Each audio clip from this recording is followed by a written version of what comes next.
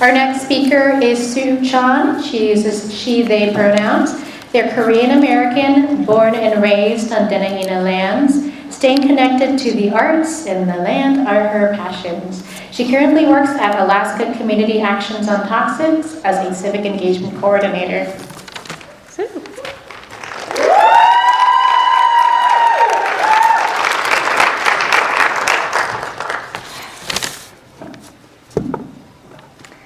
Good afternoon, beautiful people. My name is Chon, and I'm honored to be here with you all on Dena'ina lands. I'm thankful for everyone here today. It's truly a beautiful thing to be among people who come together, who fiercely believe in and fight for a better future and for justice for everyone. This is what set me on my journey to discover my power as an individual. I hope you'll remember at your next protest to think of the fresh faces whom you have joined for the first time and are beginning to learn what people power feels like because you showed up. Everyone has inherent power, and it's in our hands to recognize and exercise our power responsibly.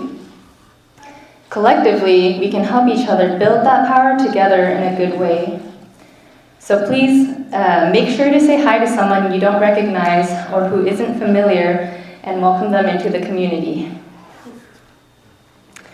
So here we are in 2020. 100 years ago, the 19th Amendment passed and women won the right to vote.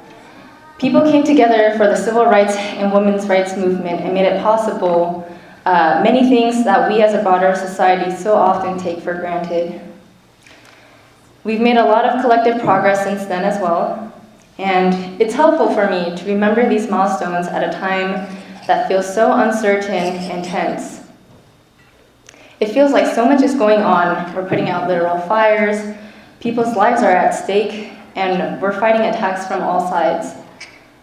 We're still convincing friends and family that gender and identity issues, racism, and climate change are real, and that doing something about it matters. There's so many things going on and so many distractions. I believe at times like this, it's even more important to cut through the noise. I think in order to do that, we need to talk to each other, share our truths, and listen for understanding. And I was sensing a theme from all the speakers, listening. And if you don't know the Hermes principles of democratic organizing, I urge you to look it up, because in this movement, we're up against big money, and we're a movement that runs on people power. So we must listen to each other in order to come together and break down the silos that we too often see.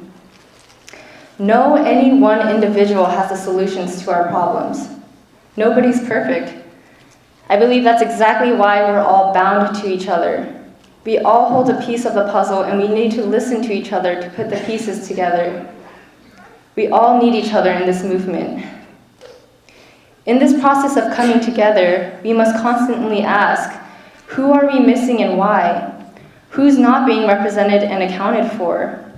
And I'm really thankful for the organizers for lining up the great diverse lineup of speakers. It's really amazing to see.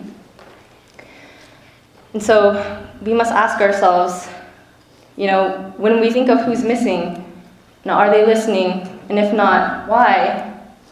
Are you listening? Really listening. And when you hear the perspectives of another community, please listen for understanding and common ground. The best chance for the greedy, few, and powerful to win is in dividing us as people. So as difficult as it seems, we must always keep trying to come back to each other. We've seen the things we can achieve through true collective action, but we're not done. We must bring along our people and build bridges between our communities. And not just superficial partnerships, I mean fostering deep human-to-human relationships and building broad power. Something brought you into this movement, and it's time we learn more about why we're here and what we're here to do. Because ultimately, this is about basic human rights, dignity, and justice for all. And with Dr. Martin Luther King Jr. Day coming up this Monday, I want to share one of his quotes, which many of you are familiar with, but it's one that is ever so relevant. He said, "Injustice anywhere is a threat to justice everywhere. We are caught in an inescapable network of mutuality, tied in a single garment of destiny. Whatever affects one directly affects all indirectly. And before I end my speech, I want to remind us all to please continue seeking joy and learning and unlearning. We are in a lifelong commitment to justice, and therefore we must always be on our journey of healing, curiosity, and creating a sense of belonging for each other. No one needs to or deserves to be a martyr in this fight. This is a marathon for life.